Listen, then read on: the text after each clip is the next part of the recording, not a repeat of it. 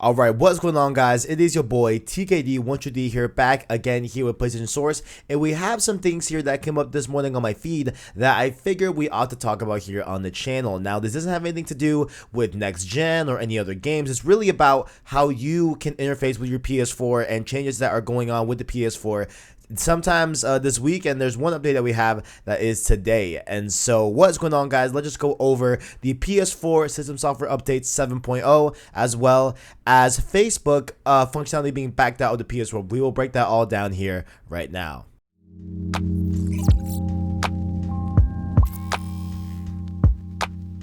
Now, starting off here, of course, with the system softwares, we do have those, small little leaps where, we may have 6.4, 6.5, 6, well, I guess the 0.5 is pretty big, but like we usually have those like little incremental steps.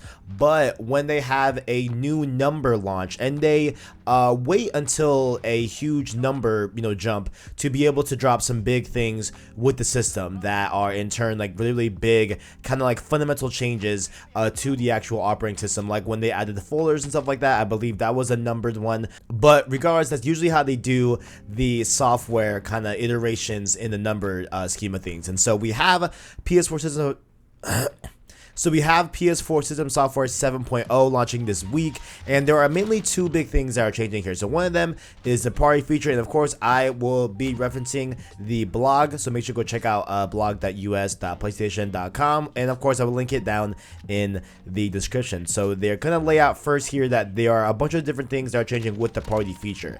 And so mainly what they're changing here is that the maximum number of party users has increased from 8 to 16, and so now you can have 16 of your friends in a party. I'm gonna keep it honest here. I don't know why you would want 16 people talking in a party chat. Maybe if you're all playing some sort of game that supports all 16 of you, like in a single party, okay. Or maybe you're just playing like an 8v8 type of scenario, or you're having a conference meeting. I don't know, but I mean, hey, I guess the more the merrier, by all means, but I don't know if I will ever be in a party with 16 people. Like, even on Discord, when I have like 6-7 people in the chat, it's a lot. It's a lot of people talking to each other. But I guess if you are wanting to do 16 people, you can now with PSN Party Chat. They also improved the network connectivity, I guess. So I guess maybe hopefully it'll be a little more stable. I rarely use Party Chat, but also one that I am very hyped for is audio quality improved. I really want to see how they've improved the quality, because I'm gonna keep it honest here. Whenever I'm playing with my friends, we go on Discord. Like the PSN party chat is not even something that we even remotely even think about talking on, because it just doesn't sound as good as Discord, sound audio. And maybe this might be a change, maybe it might be cool, but there is still something nice about being able to, screen share different videos on Discord and stuff like that. So I feel like overall, Discord will be more, well, I mean, like, at least for me, Discord will always kind of be the main outlet on which I talk to people, but maybe PSN Project does get better. And lastly here, they have this really cool feature called accessibility support with chat transcription has been added, but only for the US right now. Maybe they are going to expand to other different countries and markets, but for right now, it's just for the US. And I want to kind of detail what they say here. So they say here, quote, lastly, the party app will also offer a new chat transcription feature for the US users via the PS4 second screen app on your smartphone or other mobile devices. The new feature supports US English and converts party voice chat to text, or enables you to enter the text that is read aloud to other party members. If using your mobile device to connect to your PS4 during a party, you will now see a new party tab has been added where the new functionality is available. So it looks like they are adding these different accessibility features to party chat, which I think is a great thing. I think that's really cool to see how it'll automatically like show the chat on text and stuff like that for the hearing impaired, stuff like that. So really cool to see that they are kind of adding those functionalities. I think that's a really neat thing they added with this update.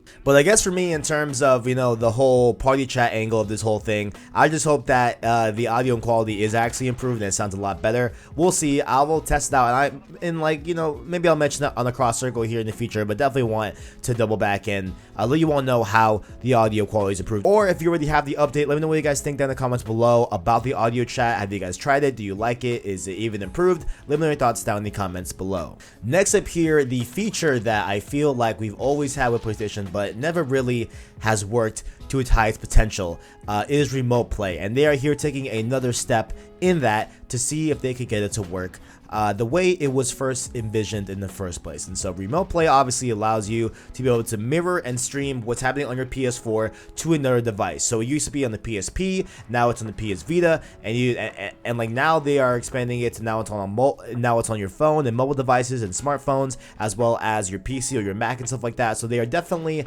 expanding the realms of remote play. I would love to see remote play on like an Apple TV, quite frankly. I think that'd be great, but I don't think that'll ever happen. But nonetheless, right, remote play, they add some updates here. So now you can use remote play on smartphones and tablets running Android 5.0 or higher. Apparently that wasn't a thing that you could do, but now you can do so today. So feel free for those Android users, and it's already been updated, I believe, for the iOS version, because I already have it on my phone. So I think it's, you know, just kind of catching up with Android side of things. But they also updated the remote play app so that you can now display the controller at all times on the lock screen orientation. That is, wait, that's interesting. So hold on, so the remote play app has been updated so you can now display the controller at all times and lock the screen orientation. What? So does that mean that I could play games like with it vertical? Is that what they're saying? That's interesting. I'll have to try that. But another thing they mentioned is that players will be able to use their DualShock 4 wireless controllers via Bluetooth for remote play on an Android, iPhone, iPad, and Mac device. All you need is to update your different OS, so Android 10, iOS 13, iPad OS 13, or Mac OS Catalina, releasing sometime this week. I believe it's this week, or it's definitely sometime in October to use the feature. And so they, of course, reiterate that, you know, if you're going to do remote play, probably want to make your PS4 hardwired and keep it on the LAN.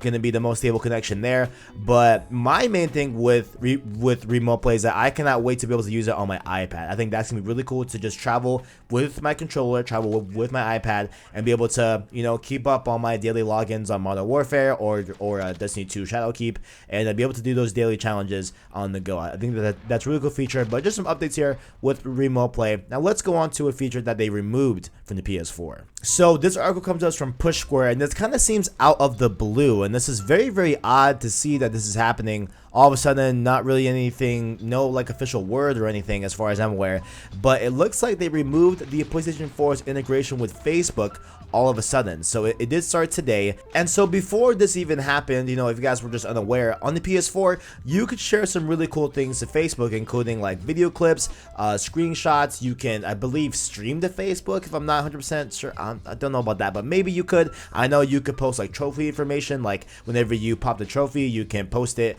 on your Facebook feed and stuff like that. All these different things that you could do with the PS4, you could just share to Facebook. But now it looks like they completely removed that. So Push Square says you'll no longer be able to upload shares that includes videos, screenshots, links to gameplay broadcasts, or trophy information, and it is just weird that they kind of just removed this. And so also, one that I'm just reading here right now, details like profile pictures imported from Facebook and various friends lists are gone. So that's a lot too. Like you can't upload your picture from Facebook onto your PSN profile. That's interesting. That very, very weird to see this happening. But they also mean that you can't link your PSN account to your Facebook account anymore. So it looks like there's no more linking. It looks like it was just a very wide, wide span, just complete disconnection from your PSN account to Facebook, which is very, very weird. I don't know if there's a reasoning for this. I'm not sure why this happens, but it looks like it happened, man. Like, I don't know. And like, I know there's been a lot of news that, you know, Facebook isn't the best with your privacy and it isn't the best with your information. So maybe this is overall a good thing. Maybe this is foundational stuff going into the PS5. Maybe they are, you know, mixing some things up, and maybe, you know, this cool Facebook integration with PS4 was cool while it lasted during the PS4 era, but maybe now it's gone. Who knows? But I just want to let you all know, if you guys see any changes with your, PSN account involving Facebook stuff, that's probably why. They did remove all the functionality from Facebook with the PS4. So let me know what you guys think down in the comments below. Why do you guys think this happened? What's going on? Are you going to miss Facebook? And also, what are some of the updates for the system software update 7.0 that you'll be looking forward to? Let me know all those in the comments below. And also make sure while you are down there to check out our description where you can find our different Discord links, as well as our Twitter and our Anchor link if you want to listen to our long form content, that being of course the Cross Circle podcast and Road to Part 2, both of our podcasts here on the channel in audio podcast format. You can go and search us up those on any of the major podcast feeds, or of course on the Anchor link down below in the description. Like the video if you enjoyed it, as well as hit subscribe to PlayStation Source to keep up with the latest and greatest in PlayStation. Thank you for watching, and as always, greatness awaits.